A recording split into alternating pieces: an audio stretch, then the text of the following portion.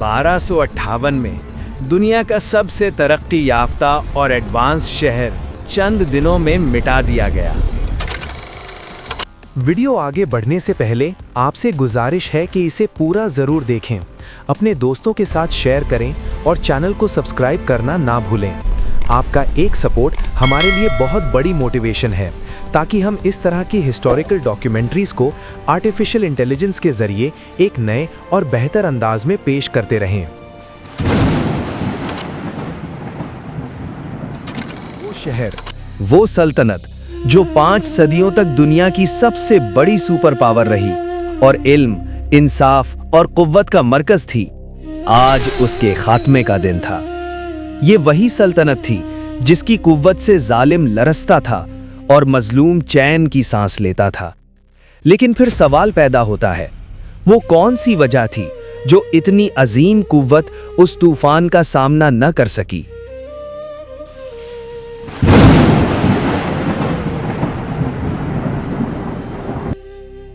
ये था बगदाद, अब्बासी सल्तनत का दारुल हुकूमत। यहाँ सोना सिर्फ खजानों में नहीं बल्कि ख्यालों में भी चमकता था। दुनिया बगदाद को इल्म का क़िबला माना करती थी। यहाँ किताबों की रोशनी शहर की गलियों में उजाला बिखेर देती थी। मसाजिद, बाजार, मदारिस और दजला के किनारे जिंदगी पूरी आबोताब से रवां थी। दूर दूर से मुसाफिर आते थे इल्म के चिराग जलाने और अपनी किस्मत संवारने।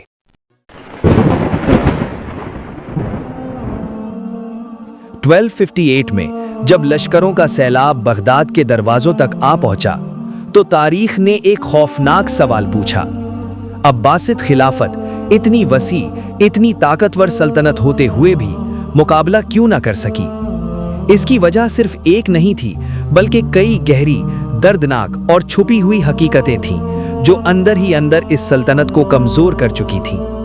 आइए आज फॉल ऑफ बगदाद पार्ट 2 में हम इस क़यामत खेज वाक़या को और उस तूफान को भी तफसील से समझने की कोशिश करते हैं।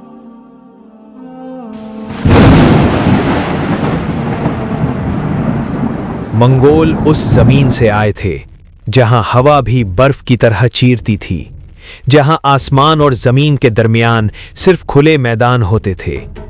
वहीं से उतरे मंगोल, घास के समंदर और सर्दी से लड़ते मैदान, जहां बच्चे घोड़ों पर चलना सीखते थे और तलवार पकड़ने से पहले तीर चलाना। उनका घर खुला आसमान था, उनकी ताकत घोड़ों की तेज रफ्तार और उनका कानून सिर्फ जीत। फिर एक नाम उभरा, तैमुजिन, जिसे दुनिया ने बाद में गेंगिस खान के नाम से जाना। उसने बिखरे हुए कबाइल को एक झंडे के नीचे जमा किया और वहां से उठकर शहरों पर तूफान बनकर टूट पड़ा। ये सिर्फ एक कौम नहीं थी, ये एक चलती हुई क़यामत थी। अब मशरिक के उफ़क़ पर बगदाद के लिए बादल गहरे हो चुके थे। हुलागु खान की क़यादत में मंगोल लश्कर बिजली की तरह शहरों को रौंदता आगे बढ़ रहा था। जहां वो गुजरते वहां सिर्फ तबाही, बर्बादी और खामोशी रह जाती। और अब वही तूफान बगदाद की सरहदों पर आ चुका था और तारीख अपनी सांस रोके बगदाद की तरफ देख रही थी।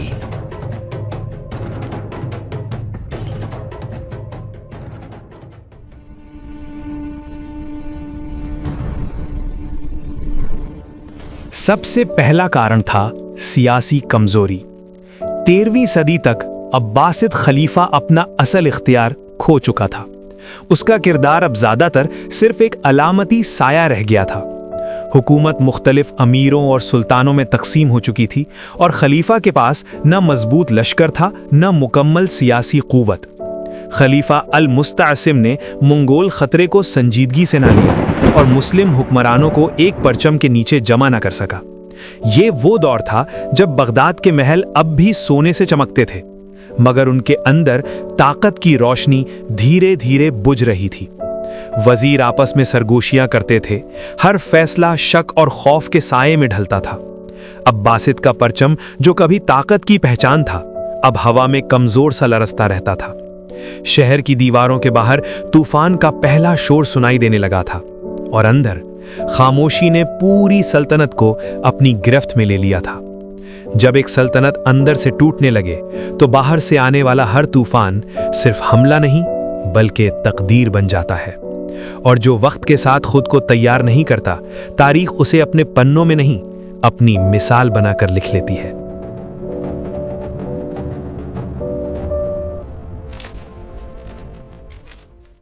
13ویں صدی کے درمیان تک مسلم دنیا ایک متحد سلطنت نہیں رہی تھی، بلکہ وہ مختلف خود مختار ریاستوں اور سلطنتوں میں بکھر چکی تھی۔ مشرق میں خوارزم شاہی سلطنت منگول حملوں کے بعد تقریباً مٹ چکی تھی، اور اس کے بعد زمین پر ایک گہرا سیاسی خلا رہ گیا تھا۔ شام اور مصر میں ایوبی سلطنت کے زوال کے بعد اقتدار دھیرے دھیرے مملوک سلطانوں کے ہاتھ میں آ رہا تھا، جو اپنی بقا اور صلیبی قوتوں کے خلاف مسلسل جنگوں میں مصروف تھے۔ اناطولیہ میں سلجوق روم کی حکمرانی کمزور پڑ چکی تھی، اور وہاں مقامی امارت اور ترکی بیلک خود مختاری کے پرچم اٹھا چکی تھیں۔ عراق اور جزیرے کے علاقوں میں اتابیک ریاستیں اور مقامی امراء اپنی اپنی حدود میں طاقت سنبھالے ہوئے تھے، جہاں زنگی اور ارطوقد خاندانوں کے اثرات اب بھی محسوس کیے جا سکتے تھے۔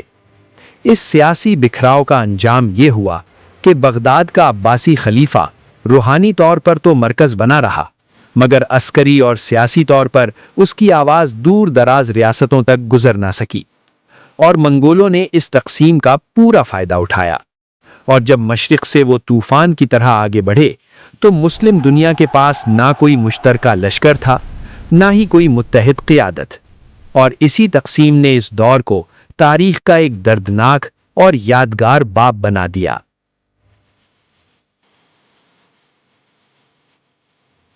کبھی بغداد عباسی خلافت کا عسکری اور علمی مرکز تھا۔ 9ویں اور 10ویں صدی تک یہاں سے لشکروں کی تنظیم، رسد کا نظام اور سرحدی دفاع کا پورا نیٹ ورک چلایا جاتا تھا۔ دجلہ کے کنارے قائم قلعے اور فوجی چھاؤنیاں شہر کو صرف تجارت کا نہیں بلکہ جنگ اور دفاع کا بھی قلعہ بناتی تھیں۔ تاریخی روایت کے مطابق بغداد کی فوج میں پیدل سپاہی، گھڑ سوار اور تیر انداز مختلف علاقوں سے بھرتی کیے جاتے تھے، مگر 11ویں صدی کے بعد عسکری نظام میں دراڑ پڑنے لگی۔ سلطنت کا اصل اختیار آہستہ آہستہ خود غرض امیروں اور فوجی سرداروں کے ہاتھ چلا گیا۔ فوج کا مرکزی نظام کمزور ہوا اور وفاداری ریاست سے زیادہ افراد اور گروہوں سے جڑ گئی۔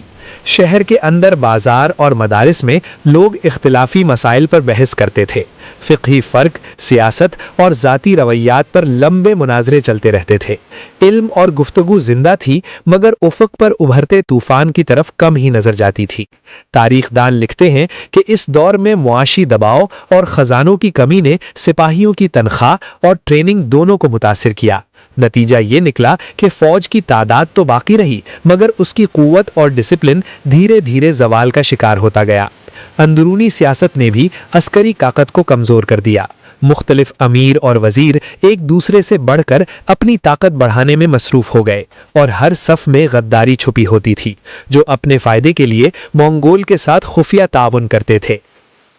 پھر 13ویں صدی کا آغاز ہوا۔ مشرق سے ایک نیا عسکری ماڈل ابھرا، منگول لشکر جو رفتار، موبائل جنگ اور نفسیاتی دباؤ پر مبنی تھا۔ ان کی فوج تیر اندازی، تیزی سے حملہ اور پھر فوراً پیچھے ہٹ کر دشمن کو تھکا دینے کی اسٹریٹجی پر کام کرتی تھی۔ مقابلے میں بغداد کا دفاعی نظام ابھی بھی پرانے قلعے اور شہری دیواروں پر زیادہ انحصار کرتا تھا، جبکہ نئی جنگیں کھلے میدان اور تیز حرکت کی مانگ کر رہی تھیں۔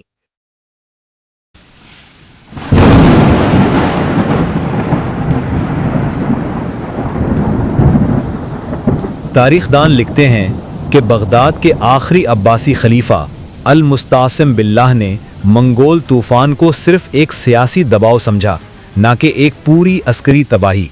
اس کے دربار میں وزیر اور مشیرین اس خیال پر قائم رہے کہ ہلاکو خان کو تحفے، خراج اور خطوط سے روکا جا سکتا ہے، مگر اس خوش فہمی کے پیچھے بغداد کی سیاست اندرونی اختلاف، غداری اور ارباب دربار کی سازشوں کا شکار تھی۔ خلیفہ نے نہ اپنی فوج کو بروقت جمع کیا، نہ شہر کے دروازوں کو قلعہ بندی کے لیے مضبوط کروایا، اور نہ ہی پڑوسی مسلم حکمرانوں کو ایک پرچم کے نیچے لانے کی کوئی سنجیدہ کوشش کی۔ وزیر ابن الالقمی، جس کا نام کئی تاریخی روایات میں ملتا ہے، منگول کے خطرے کو کم سمجھنے کا مشورہ دیتا رہا۔ یہ غلطیاں پورے نظام کی کمزوری تھیں، جہاں سیاست نے حفاظت پر اور لاپرواہی نے ہوشیاری پر قابو پا لیا تھا۔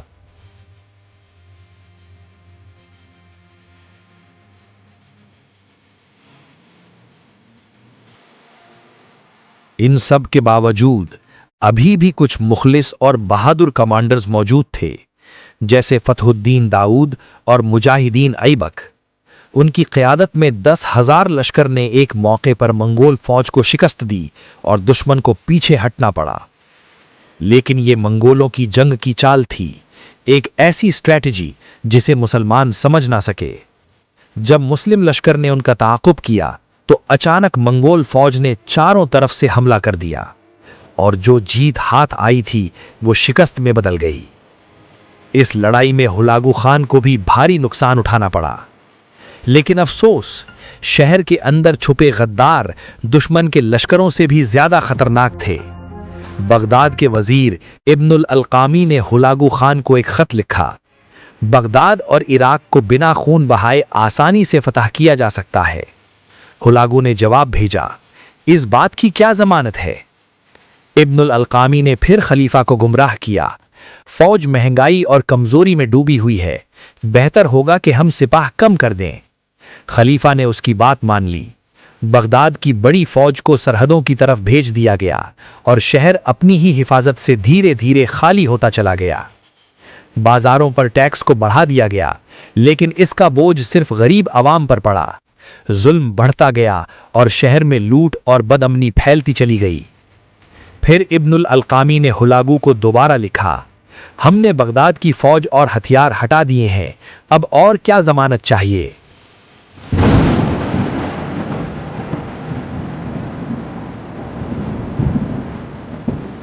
یہ خط ہلاگو کے ہاتھ لگا اور منگول لشکر بغداد کی طرف بڑھتا چلا گیا۔ 1258 میں ہلاگو خان کے لشکر نے بغداد کا گھیرا ڈالا۔ تاریخی ریکارڈ بتاتا ہے کہ شہر کے پاس نہ کافی رقم تھی، نہ متحد فوج اور نہ ہی منظم اتفاقی ریاستیں۔ بغداد کے سپاہی دیواروں پر کھڑے تھے، مگر ان کے پیچھے ایک کمزور سیاسی اور عسکری ڈھانچہ تھا۔ تلواریں ان کے ہاتھ میں تھیں، مگر پیچھے وہ نظام نہیں تھا جو جنگ جیتنے کے لیے ضروری ہوتا ہے۔ جب منگول فوج شہر کے قریب پہنچی تو صرف دیواریں ہی نہیں گر رہی تھیں، لوگوں کی امیدیں بھی تباہ ہو رہی تھیں۔ ابن القمی خلیفہ کو تسلی دیتا رہا، جبکہ حقیقت یہ تھی کہ بغداد بالکل تنہا چھوڑا جا چکا تھا۔ لوگ موت کے سائے میں جنگ کرتے رہے، لیکن اندر کی کمزوری باہر کے دشمن سے زیادہ طاقتور تھی۔ بغداد کی دیواروں پر پہلے مسلمان سپاہیوں کے قدم تھے، پھر دشمن کے گھوڑوں کے۔ کچھ ہی دنوں میں شہر کی فوج پیچھے دھکیل دی گئی اور منگول لشکر شہر کے اندر داخل ہوتا چلا گیا۔ پھر وہ دن آیا جب خلیفہ، وزیر، علماء اور امیر دشمن کے سامنے سر جھکا کر کھڑے ہوئے اور انہیں ایک کے بعد ایک قتل کر دیا گیا۔